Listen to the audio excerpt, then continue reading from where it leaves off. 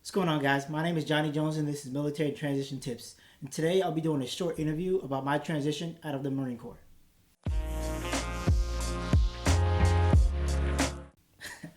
Okay, so we're starting with the strong question, I guess, right?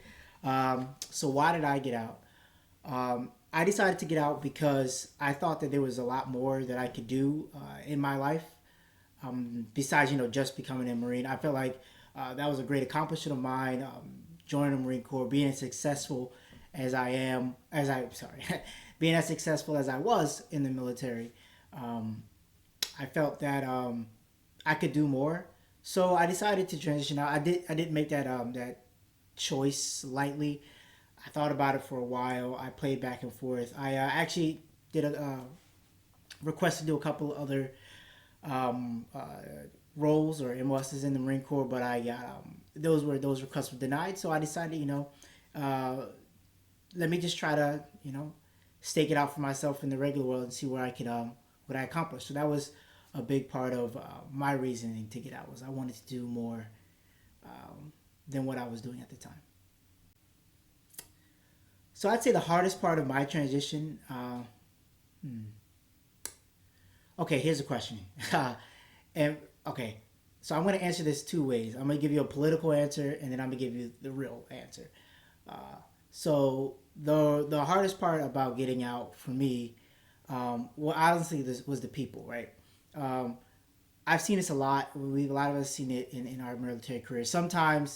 Um, sometimes the leadership or whomever is in charge of you or your peers, you kind of get ostracized when you decide to get out. Not all the time, but you'll see it at times. People will be ostracized when they decide to get out. It's like they're leaving the team, so they get kind of screwed over on duties or they'll get the short end of the stick on sometimes because they're leaving the team, they're leaving us. Sometimes your leadership is disappointed in you because you were doing well, or whatever. That was a challenge. I see. I experienced it a little bit, but it's definitely something I see from the lower ranking people that are leaving. That can be something. Now for the political answer. Honestly, the hardest part of transitioning would be the information. There's so much information out there on programs to help you out with and to help you do your transition and schools and funds and grants and all this. Uh, Honestly, finding a lot of information is probably one of the hardest parts about getting out. Trying to figure out, what's out there for what you want to do. I myself went through the Microsoft Software Systems Academy. That I only found out through one of my friends, and then from him he told me, and then I let a couple other people know that went through it as well. So uh, it's really hard. Some of these things are word of mouth. Some of these things you're just in the right place at the right time.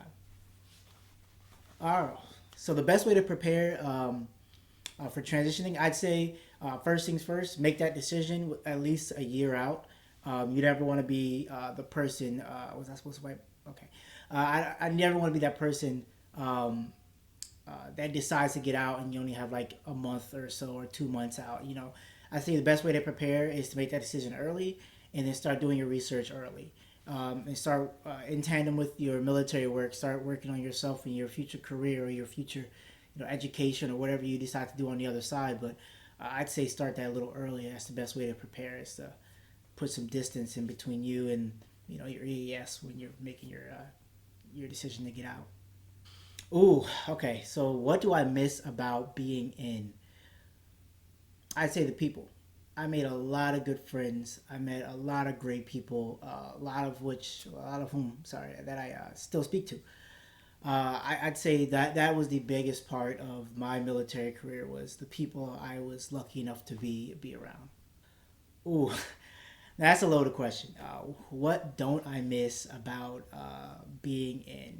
There's a lot of people gonna be watching this, right? So choose my answer properly. Honestly, I'd say the thing I don't miss about being in is the people. Again, I've met some great people, but also I've met some real turds being in. In all shapes and forms. But that's just that's life. You get along with people, you don't get along with people. Sometimes those people are in charge of you, and they have a lot of influence over your life, and sometimes those people you're in charge of, and they seemingly have a lot of influence over your life as well. So, yeah, the people can be great or not so much great, but I don't think that's much different than the regular world either. So, any advice that I have for those getting out, I'd say, like I said in my earlier question, the best thing to do when you're getting out is put some distance between you and that the day you're actually getting out, whether it's retirement, which you obviously if you're retiring, you have that date in mind, at least a general time frame, and we all know when our EAS is. So I'd say before you make that solid choice, try to take as much time to make that decision.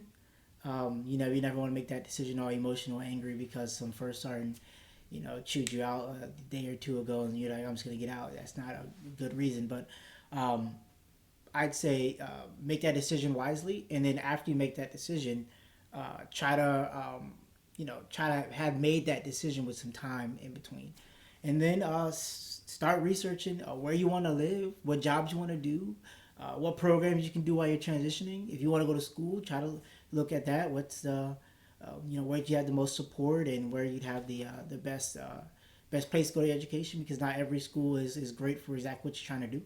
So I'd say look into that, and then yeah, honestly, just put the effort in early. I met a lot of people that don't put a lot of effort into their EAS up until the last month, and then they're scrounging to get as much done as they need to, and they really could have helped themselves out by starting earlier. So if you're transitioning out, especially if you're a younger person or someone with a family, definitely put the time in to research everything that you need or you think you'll need. Honestly, because when you take these camis off, it's it's that person, Johnny. When I took the camis off for the last time, it's me, right? I might have a lot of support out there, veterans programs and stuff. But honestly, we're in a regular world, and we're in this on our own. So it's like you need to take care of yourself. If not you, then who, right? You need to put yourself first to an extent, right? We're not used to doing that while we're in the military. The missions first, your weapons first, peers are first, but in the transition and in the person that you're going to be, you need to take care of yourself and your family first. So start getting into that mindset, so that you do what's best for you and your family.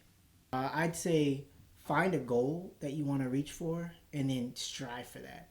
So a lot of people I see, and I do a lot of mentorship, and I have a YouTube channel and everything, but a lot of people that I see that get out, they don't have a goal set. Their goal is, I want to get a job, take care of my family. But then you meet that, right? And what's next? What's after that? So my advice would be to have a goal that you can work towards when you get out. That's the best thing you can do, because everything else, all your other decisions, they'll lead you to that goal, because you'll morph them, or you'll position them to reach you to your goal. So if you have one, then your decisions will help you get there. Yeah, I really appreciate you doing this conversation. Um, but can I yeah. Hey, so thank you very much for watching. Please like and subscribe to my channel. They so graciously let me put my little plug in at the end of this. So thank you very much, and I'll see you guys next time. Peace.